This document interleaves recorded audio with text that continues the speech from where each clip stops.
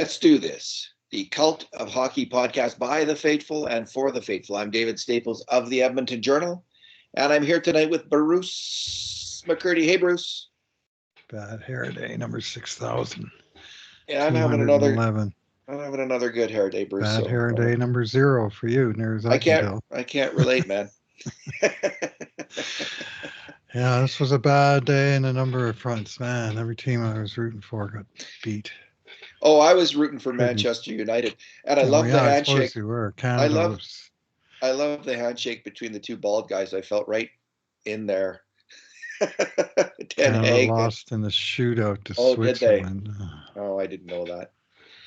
Yeah, all right. Anyway, and of course the Oilers lost 3-1 in Game 2 at Dallas.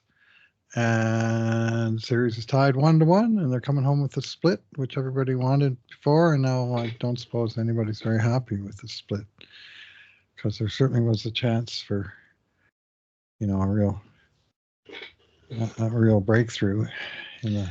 There wasn't. It looked like it was going to happen, but it didn't. Bruce, let's get into it. 2 good things, 2 bad things, 2 numbers in 1 conundrum. We'll go with 2 bad things each, since it was a loss in the playoffs. Bruce, what is your good thing? Yeah, well, I got to go with Edmonton's play in the first period. And they came out hopping. Unfortunately, they made one key mistake early and Dallas scored, and then it seemed like Edmonton spent the whole rest. They scored back right away. And then they created a whole bunch more problems for Dallas. They just seemed to be faster and all over the puck and creating all kinds of pileups and stuff on the edge of the crease, but they could never get another bounce for the 2-1 lead, but which they richly deserved based on shots of 16-4 in the first period. And, they were significantly the better team in that period, and they weren't for the rest of the game. And unfortunately, they were unable to convert their advantage in play to, even a 1-goal lead would have been nice, but they just couldn't quite finish. But boy, they sure created a lot. We had 3 5-alarm shots and 9 grade A shots. 7 in a row they had before the 10-minute mark of the first. After the Dallas goal, Edmonton had the next 7 straight, and 9-3 overall in the first period. Yeah. And of course it wound up even. So 2-1 would have been a fair score, but there's nothing fair about hockey. It doesn't work. Yeah, it just, Kane was so close. And to give credit though, the Dallas player kind of buried him. And I think he would have scored if he hadn't gotten buried on that play.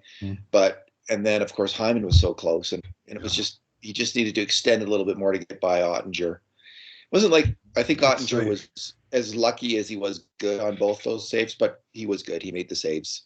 He was in proper position to make both saves. Another goal would have been fantastic. Bruce, my good thing is the goal, though. Mm-hmm. And it was one of those fantastic goals that's scored for your team, just as they're announcing the goal for the other team. Yeah. Just as the PA announcer's announcing that the other team has scored and has a 1-0 lead, you come back and you shove it up there, with a really nice goal. It was Warren Fogle starts it off, the much maligned Warren Fogle, with a very nice backhand pass to send Cody Ceci off to the races. And he works a swell give and go with Connor Brown. And, Connor Brown, a personal favorite of mine this season. And for many Oiler fans, I think many of us have gotten behind him. And, his travails and his ups and his downs and then finally some ups by the end of the season. I think he's been great in the playoffs. He hasn't, I don't know, did he make a mistake on a grade A shot against this game? He hasn't all playoffs until this moment. He might have this game. But there was one, late in the third period. Oh, there you go. He lost a battle inside the blue line Okay. So that's his first, but he's been involved in about 8 or 9 grade A shots himself. So that's a really good ratio for a checking winger. And so he works the give and go with CC taking Brown's pass and tipping it on net for a deceptively difficult shot, which Ottinger dumps out into the slot with a bad rebound, and Brown hops right on it and jams it home. That was fantastic. And the only thing better would have been if Connor Brown had scored a second goal, but not to be. Nonetheless, he sure took one wicked drive that didn't miss by much, flying in a fast on the right wing, and he pulled one inside the D man, and he went for the far top corner and just missed it. But. Yeah, so he's getting the job done, and in these playoffs, as you know, Bruce, the grade A shots in this game. This was a really close game. Either team could have, just like the first game, either team could have won the first game.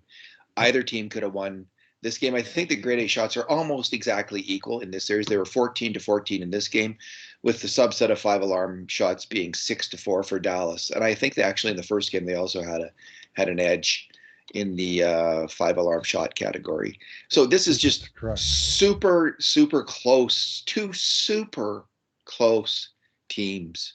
Just there's hardly anything to separate them. And Dallas they really did bring their A game tonight after the first period. And the Oilers had their chance to bury Dallas, getting up 2-0, but they were unable to do it. And I was hoping that they would be able to keep up the momentum, but I wasn't thinking they were going to, because usually teams don't. Usually teams have a huge spurt, but you can't, for some reason, the other team just, especially in a game like this that Dallas has to win, they came back hard. What is your first bad thing, Bruce? Yeah. It was 17-15 in grade A's for Dallas in game one. Of course, that was 4 periods of action, and 8-6 also for Dallas in 5 alarms. So yeah, it's been pretty much a saw-off. My bad thing, we're doing 2 or 1? We're doing 1. We're going to do, 1 each. Oh, I thought I said we were going to do 2, but sorry, that was my mistake. We're just doing 1 each. All right. Because you're covering 2 things. I'm going to cover the first and third goals either way. Yeah. Okay. And why don't you do the? Yeah. Go ahead. The first goal. I'll do the first goal, and then we can talk about that other thing as a general. Yeah. Okay. We'll have 3 bad things today instead of share 2 one. or 4. We'll have a shared bad share thing. One. Each of the goals. So much. Each of the goals is a bad thing.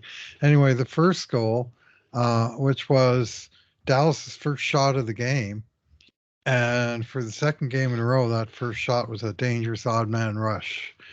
And in this case, I thought there was a battle at the blue line at the Dallas end, and Cody Ceci, who I'm still trying to envision being off to the races. I'm not sure I've ever realized that plow horses also have races, but I guess they do. Cody Ceci was involved in one. Anyway, he had a not a bad game, but on this play, he tried to pinch and stop the play off at the blue line, and he lost that battle. Not badly. I mean, the guy didn't get by him, but the puck got by him. And the problem was that Dylan Holloway was backing him up, except he wasn't, because he stopped up about 5 feet behind Ceci, standing still, took a swing at the bouncing puck and missed it, and bang, 2-on-1. And in they go, Jamie Benn and whoever the decoy was, and Stankoven. Brett Kulak was back, and it was weird. It wasn't like your normal 2-on-1 where the D-man's in the middle, because it looked like Ben almost shot the puck through Kulak's screen. Yeah. And it was a great shot. It just picked the far corner, and really hard. He's got a really hard wrist shot, Ben. We saw a couple of them tonight, and this one picked the far corner, and I'm not sure Skinner had that great of a view of it, but this was a 2-on-1 that, if the forward had been covering properly and it was a 2-on-2, I'm pretty sure Kulak would have played that a lot different than he did. And it's just a, youthful mistake. You can't, if you're covering for the defenseman, you better be moving your damn feet. Yeah. Here's Holloway's thought process in that moment. It's like, I'm here now. I'm doing my job. Whoops. Whoops. Whoops. Like he did everything right. He covered for the defenseman who's pinching, and then he just forgot to, he's actually has to play defense now. He actually has to be a defenseman and skate backwards and defend and do all those things. But yeah, he just got whipped on that play. And I do think the 2-on-1 aspect, well, clearly if it's just a 1-on-1 with Kulak and Ben, there's no goal. So that's what causes the goal. And Kulak, if he hadn't screened I think he did screen the goalie. I think there was, initially I thought, Skinner, how did you let that in? I was watching at a restaurant initially and just seeing it on the big screen. And it wasn't until I saw the replays and you had pointed out that you thought it was a grade A shot. And I concur with you in the end. I think it was through a screen and the 2-on-1 had a big impact to it. Perfect shot. The goalie has a lot to think about when it's an odd man rush. He can't just focus on the shooter. So my bad thing, Bruce, is the Californian, the goal scored, the game-winning goal.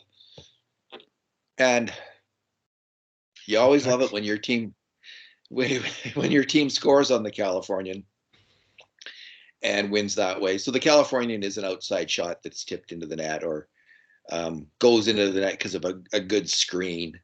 And the Oilers have become pretty good at scoring that kind of goal.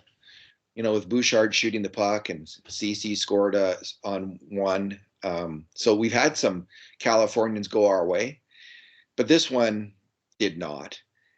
And it starts in the corner. The puck's passed back kind of up the boards and Ryan loses a battle on the boards. And then it just seems like a nothing play. Ryan McLeod then, Derek Ryan loses a battle on the boards. Ryan McLeod goes to block the shot and he gets in the shooting lane. It looks like it's kind of a wide shot almost. But lo and behold, in front of the net, Mason Marchment sticks out his stick, bashes it off the ice. It rebounds off the ice and beats Skinner. Just a super tough play for Skinner. I think he was screened by Vinita Harney on the play as well as it being a tipped shot that's coming from nowhere, chaos shot. He was screened by his own defenseman. This is the nature of the Californian. It's a brutal kind of goal to have scored on your team.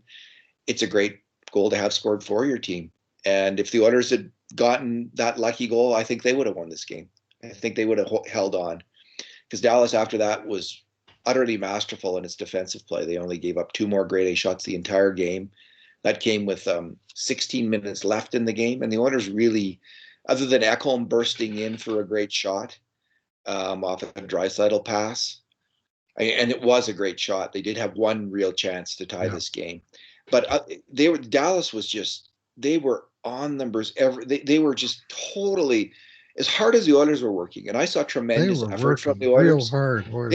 They wanted to win this game. They came hard, and Dallas was like, they were a threshing machine. They were just cutting the Oilers down, whack, whack, whack, whack, whack, and it was honest, hard working, excellent, disciplined defensive hockey that the Dallas Stars are known for, and this is why this is going to be a hell of a series.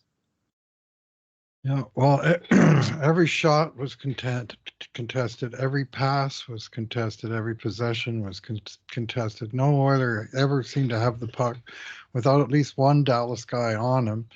No Oiler seemed to be able to pass the puck without some Dallas guy getting a piece of it and chipping it at least somewhere where it wasn't intended to go. And no Oilers seemed to be able to get a shot without some Dallas guy playing road hockey goalie in front of him. That one Holloway shot where the guy made the glove stop. I mean, maybe they don't teach that in shot blocking school. But anyway, it's been interesting, eh? The Dallas defense in the third period was fantastic. As soon as it was 2-1, I was going, oh no, I'm not sure there's another goal in the Oilers tonight. And then it turned out there wasn't. And it wasn't for lack of effort, like you say. It just was, they could not break through. And the one time they get through, there's Jake Ottinger proudly wearing Ken Dryden's old number 29 and doing the same thing. They got through. I better make a fantastic save once a period, which was Ken Dryden's call and trade as well, right? And he made that fantastic save. I'm not sure if he got the shaft of his stick on it or the knob of his stick or what. That was real close, but Yeah, this has incredibly been an a knob save. interesting series in that at various times in both games, there's been domination by one team or the other. So the first half of the first game, Dallas was the dominant team. Mm-hmm. Excuse me. Yeah, I'm getting that right. And then in the second half of the first game, the Oilers came on strong and they were the dominant team. And in overtime, they're the dominant team and they won in overtime. In this game, it was opposite. Edmonton's the dominant team early on, and then Dallas comes out for the rest of the game pretty much and is the dominant team. So it's two equal teams, but they both have the ability to turn it up, it seems, at times and dominate. And we'll see if one team can kind of really ratchet that up and figure out a way to take that through for an entire game or not. Bruce, the collective bad thing is it was the thing that you and I hate the most. I think we hate it. We hate the most the bad line change, and this empty net goal was an atrocious line change. Go ahead, I'll let you take it from there. What a mess. Yeah, they just couldn't wait to pull the goalie, to have, actual possession or at least some kind of cycle going in the offensive zone. They came rushing up the ice, 5 guys, and they got the puck to Kane on the wing, and Kane tried to take it down the wing, and of course he was immediately accosted by a Dallas defender. Yeah. And in the rush to get the 6-on-5, it's still 2 minutes to go. Wait 5 seconds, fellas. There's still 2 minutes to go. And both Darnell Nurse and Dylan Holloway pulled up as they were crossing the Dallas blue line following the rush. And then they button hooked and went all the way back, kind of, I won't say lollygagging, but it was not a crisp line change because I don't think the guys on the bench expected them to take the route they took, and so by the time they got back to the bench, what should be 6-on-5 for Edmonton is essentially 4-on-5 because 2 of their guys are taking themselves out of the play. So Dallas gets the puck and out they come on the left side and there's no one left, and Bouchard decides for whatever reason not to get in the shooting lane, which had to be the play there. And Ethel Lindell, wasn't it, who hit the net from 125 feet? But there was nobody contesting it at any point because the Oilers had, goalie out and it was 4 against 5. Just an abomination of a line change. It's just not really acceptable. And it's like I've had this pet peeve for a while. I'm sure the Oilers aren't the only team that screws these up from time to time. It's like pull the goalie, you might as well just turn around and fire the puck into your own net because, there's nothing right, nothing. That's as bad a line change as seen all playoffs for sure. All right, are you ever going to get around to telling us what you really think here, Bruce? I think it sucked. That was about it. Take the last 2 minutes and light it on fire because it's gone. The game is gone at 58 minutes rather than taking it to the end because you didn't give yourself a chance, and that's painful. That's just poor execution of fundamental hockey. Yeah, jump on a white horse and ride it over a cliff until both of you are crushed to death. That's exactly what happened on that play. That was, they peeled off like in unison, like they were snow angels, like it was choreography. Here's a choreographed, atrocious line change from hell, and we're gonna do it in unison. Tweedledee and Tweedledum. Oh man, that was not good. All right, I don't know if they would have scored. Dallas was so intense that I have my doubts the Oilers were going to score on that one anyway. And well, you got to give yourself a chance, though. You do, and that was just your goalie pull. I don't know what the heck happened there. What those 2 guys were thinking. Is there any chance at all that they didn't know the goalie was pulled? Well, why would Like, they follow the rush up the ice and then suddenly turn back to the bench? Like they suddenly realize I'm not on the 6-on-5 team. I better get off. well, no, maybe they had they not been out there for a bit and they were tired and they want to get off because they want the good players to get on the ice and they don't know the goalie's pulled. So this is my only. You're just gonna check, yeah, just check, because I think that's what was going on there. Like I think there is a little bit of a mitigating factor there. Is that they were hightailing it off the ice, so 46 they seconds for Nurse, and which is sort of a normal shift, and yeah 45 for Holloway. So they both, so they're trying to get off for better, and they don't know that the goalie's pulled. I think but that's the how time I'm to gonna get off the ice is when you're coming up before the then. ice as opposed to going all the way to the far blue line and then turning around and Well, maybe they were going hopeful back. Kane would somehow be able to break through the thicket. I would call it the Maginot line, Good but luck with that. we all know what happened to the Maginot line. Well, maybe it'll Uh, happen in this series, but it didn't happen tonight. no, it did not. Okay, all right, Bruce. Numbers. What is your number? Yeah, I'm going to go with Leon Draisaitl. 13 wins, 8 losses on the faceoff dot tonight after a truly horrendous experience in game one where he won 8 and lost 21.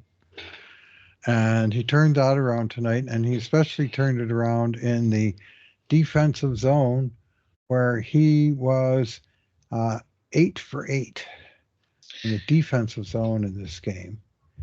Did you And see the photo of him, Bruce, with his glove off, or yeah, the image of him with his? Yeah, he's got yeah, looks like a broken finger. yeah, yeah. Yeah.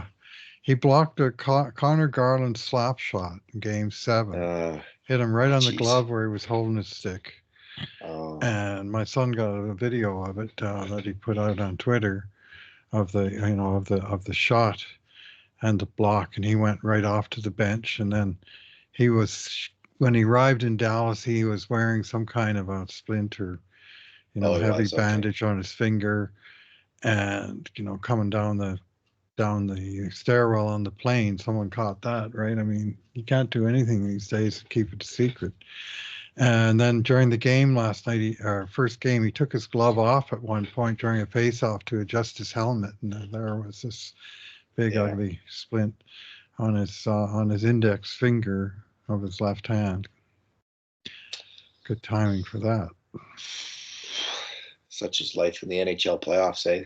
Man, that guy is tough.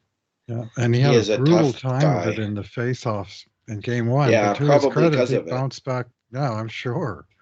But Yeah. that couldn't have been any fun. And maybe he's getting a little better. He just was determined tonight to not be embarrassed to the tune of 8-21 like he was last game. And could say in his defensive zone, 8 out of 8. And he sucked it up and he played hard. But, for the first time in 14 playoff games, he came away without a point. And in fact, all of the Oilers' big five got nothing in this game, or big six, depending on how you count them. And it was the unlikely Connor Brown from Cody Ceci and Warren Fogle combination that produced the goal. And unfortunately, uh, the one goal from the depth line wasn't enough because the rest of the team just couldn't piss a drop. Yeah, my number, Bruce, is Evan Bouchard's shot totals. 3 on net, 3 that are A/B. What is A/B? Blocked or Attempts that were blocked. attempts that were blocked, 9 block shots and 1 missed shot. So Bouchard, Dallas has correctly identified a guy who is extremely dangerous. And Bouchard actually he only had 1 grade A shot on net, and that he partially fanned on it. I think he would have scored if he had not fanned on it. He moved into the slot, and it was a very, very dangerous moment for the Dallas Stars. And because Bouchard he's killer right now. He was making all kinds of great moves with the puck. But nonetheless, deking around guys, but nonetheless, they blocked 9 of his shots. Like, they're doing a heck of a job containing him. And it's obviously a huge focus. is to contain him, because he is just he's an offensive force. And there's less they can do about him except block those shots, because, they pack it in around the net, right?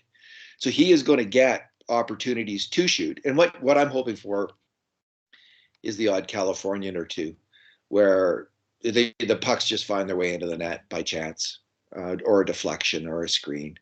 And it's going to happen. Like, it was just bad luck tonight. Evan Bouchard gets 12 shots. It's bad luck, I think, that one of them doesn't end up in the net of the other team somehow or another. So keep shooting, Evan Bouchard. It's a very good idea, and the payoff will come. Yeah, soften him up if nothing else. Yes. That's part of his strategy. He keeps hammering those blasts in there, and the guys get a little reluctant to keep in the lanes. But Dallas looks pretty determined just now, and full credit to them. They played a whale of a. This was so Edmonton versus Dallas. This game, it could have been 1999. Yeah. They got the goal in the third period and then just checked the shit right out of Edmonton for the whole rest of the game. Edmonton did a pretty good job checking the shit out of Dallas, though, too. Like, to give the Oilers credit. Yeah. Like, yeah. The Oilers are playing great defensive hockey. Like, I'm not mad at this loss because of that, because I feel like the Oilers are playing to their potential. They're not going to win every game against a great team like Dallas. They can win this series, but to me, the goal of this team has got to be play to your potential, and I'm seeing that right now. Like, I know that McDavid, one shot, Nugent Hopkins none, Draisaitl 2, Hyman 2, but those guys were going for it. They were working hard all game long. Kane had 5 shots. So there was lots of effort by every one of the Oilers. There was and there wasn't a lot of mental errors either, except for the bad line change. So this was not a terrible game in any way for the Oilers. They really played well, and they just the breaks didn't go their way in a super close game. The conundrum, Bruce, is what do you do next? And I think it's obvious Adam Henrique is going to get into the next game. Yep. Who's coming out? And I can start this off because I actually wrote a post about it, and so did you. But I think they're going to go take Carrick out and move Ryan to the 4th line and have Henrique, Fogle, and McLeod. What do you say? Henrique, Fogle, and McLeod. Well, it's a likely outcome. I mean, Carrick is on the short list of guys that came out with a +1 in this game in a 3-1 loss. His line scored, didn't get scored on. What that means, he didn't have a whole lot to do with the goal, I don't think. I thought he's been playing okay. He's not part of the penalty kill. He had no shot attempts in this game, a couple of hits, 4 and 3 on the dot. So he's certainly on that list. David, I got to be honest with you. I did not really think Ryan McLeod had a great game tonight, and he was involved in a couple of scoring chances, a big pile up in front, following up on that Kane chance where there was a big scramble and nearly a goal, but he made a couple of defensive mistakes, and including it was he who was unable to contain that outside shot on the game-winning goal. I mean, let's start with that. And I'm a fan of this player, and I don't think he was taking shortcuts tonight. Like, he's been at least joining the battle and getting involved physically these last few games. Even there's some that absolutely hate him and think he's soft as butter. But it wasn't that. I just thought his execution was off, and his defensive execution was off. Like, he failed to clear the puck with a full possession on the penalty kill where he lobbed it out and the guy was able to come across the blue line and keep it in. And there's just a few little things like that. That said, taking him out of the lineup is a body blow to your team speed. because It he's is, Bruce. one of the two fastest forwards on the team. And whoever you're going to replace him with, be it Adam Henrique or Corey Perry, those are not exactly burners, right? I So don't think I Perry's getting in. I think that'll probably save him, but it's uh, I think you're probably right that Carrick, who's the one guy who doesn't play on the penalty kill in the bottom six, might be the most vulnerable. I don't think it's going to be Connor Brown after tonight. Oh no, it's not Connor Brown. Connor Brown might get moved up to the third line. They might just declare the fourth line, third line, and Third line. be done with it. Janmark is playing Taking out great. Janmark had a fantastic game, I thought. God, he is so intense out there, Bruce. He is going for it. If it was just based on even strength play, I think you could make an argument for taking Derek Ryan out as well, based on that game. Yeah. But it's not. He's such a key penalty killer that there's just not a chance. I don't think he's coming out.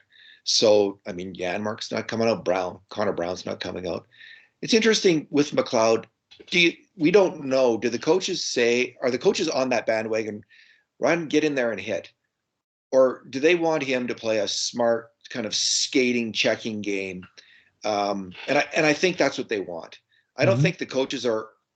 There's so many people who are frustrated to the nth degree because he doesn't hit. They're just frothing with discontent over his lack of physical play, indignation, and but I don't think the coaches are. I don't think Knobloch, at least, is in that category. I think they see McLeod the way that people who like McLeod see McLeod, as a very smart positional defender, and which is exactly what he is. They'd like to see some more offense out of him, of course, but you could say that about a number of players on the team right now. So, I mean, Fogle did get an assist at least. Yeah, I think it'll be Carrick. And as for Corey Perry, I don't know. I don't see it. I just think there'd have to be an injury, I think, at this point. I think Carrick's ahead of Perry, and Henrique's ahead of Perry, and all these other players are too. So there's at least one more guy off the ice ahead of Corey Perry. So I'm not, we might see him, but he just did not come close to getting the job done in the playoffs. So yeah, I think that go ahead. Yeah, I mean, if you want to use hits as a measure of physical involvement, last 6 games, McLeod 3 hits, 1, 3, 1, 5, 2. So it's not like he's putting up a string of zeros. He's never going to be a masher. Like it's not his strength. And do you remember any of those hits? A couple of them were effective. I don't remember any of those hits. Were effective. So. Separate the guy from the puck. But do I remember that he put some guy through the boards? No, I don't think he's ever done that. And it's just not. It's like, he should play like Kane. Well, he's not Kane, and he's a second round draft choice. Like if he was a masher, he would never have been available in the second round. Like that was a knock from day one. That he was a little bit of a perimeter player, and the Oilers got him cheap in the draft, and they got a good player for cheap, but they didn't get a perfect player, and you almost never get a perfect player in the second round. I mean, Patrice Bergeron maybe begs to differ, but that's a pretty exceptional exception. Patrice Bergeron. Now, D-men in the second round, you get lots of good ones. But I'm just saying, usually when you go through the first wave of talent and you get somebody, it's because he has a flaw of some kind. It can be Ralph Lavoie, or it can be, there's very few of them that come up and all of a sudden you think, hey, this guy does everything right. This isn't the 1980s when they were overlooking the Yari Currys and Esa Tikkanens early in the draft, and you can get them on the 4th or the 5th round or whatever those guys were taken. Yeah, I don't think it'll be McLeod because they need his speed. They need his speed. And do you think they'll shake it up, Bruce? Do you think they'll shake up the lines in any other way? I mean, other than just inserting Henrique? I mean, they could go back. They could try. They could bump Holloway down again. Although I wouldn't do it. I He think does lots of things right. Like I he didn't hate his he game does so tonight. I much. just didn't Yeah, like his play on two plays that resulted in goals. So I mean, that I obviously agree. is Yeah, going to I didn't. He did a lot leave a right. mark. But he's a game rooster. He gets really in there and digs in. He doesn't back down to anybody. He took a wicked hit when Kane sent him a suicide pass, and he just bounced back up and kept going like nothing happened. And he's not playing like an overwhelmed young kid or anything. I think he's holding his own just fine. But just a couple of unfortunate mistakes that were costly in this game, and I wouldn't demote him necessarily because of that. What I wonder is they went with McDavid and Draisaitl together in the third period again when they got behind tonight, and whether they might stick with that to start the next game. Not Well, saying then I'm you in might have favor of it. Henrique on the second line. I guess not. You'd probably have Holloway, Kane, and Nugent Hopkins, but you might have Henrique, Kane, and Nugent Hopkins on the second line. That's a possibility. So Holloway, anyway, that's an interesting thought, Bruce. Is if they go to the nuclear option of the David and Draisaitl. I mean, it's so Didn't hard to really score a work goal at tonight. even strength Hmm. that has got to be tempting, right? Yeah. To think like, let's just stack those guys and we can put them against whoever we want. We can pick and choose. We're on home ice. We Yes. can stack it up. Bruce McCurdy, I think you're onto something. I think that's going to happen. I would bet. Uh, I don't bet, I but wouldn't be I think that's a surprised. decent bet. Yeah, I wouldn't be surprised. Do you think it's a good move? Not necessarily. Maybe putting Henrique back up with McDavid, shuffles the deck a little bit, and maybe it is Holloway that gets bumped down to play with Vogel and McLeod, which isn't, the end of the world. I think he's been doing all right on the second line, but I think he'll do all right wherever, just because of what he brings, right? Which is energy, physicality, um, some skill with the puck, and absolute willingness to give what he's got. Henrique, um, I could see him being actually in the top six now that you Mhm. mention it, because he is a complementary player. He's not a driver of a line, but he's a very smart complementary player, like Nugent Hopkins, who kind of moves the puck to the right places and can get a shot and is solid defensively. He fills it. He works well with other good players, but he's not someone who's going to take the puck up the ice and score. Well, like Dylan Holloway. Dylan Holloway doesn't really need anyone else to make his breaks. He can make them on his own. So if you had him on the third line, then suddenly your third line you got one more line that has a game breaker on it, and someone who can carry the mail from the red line in and score. So I wouldn't be surprised to see Dylan Holloway, with McLeod and Vogel. I've wanted to see that That's a particular line. fast line. We have seen him from time to time. That's a fast line because all three guys can Yeah, skate. yeah, and then you'd have the Brown, Ryan, and Janmark fourth line. Hmm. So yeah, I think that we will see the top guns on the same line heading into game three. That's a good Wouldn't point, Bruce. surprise me. Yeah. All righty. Well, you got some game grades to write tonight, Sure do. so I'll probably let you at it, Bruce. All right. Thanks for talking tonight. All right. Thanks for listening, everybody. And in the meantime, and in between times, this has been another edition of the Cult of Hockey podcast.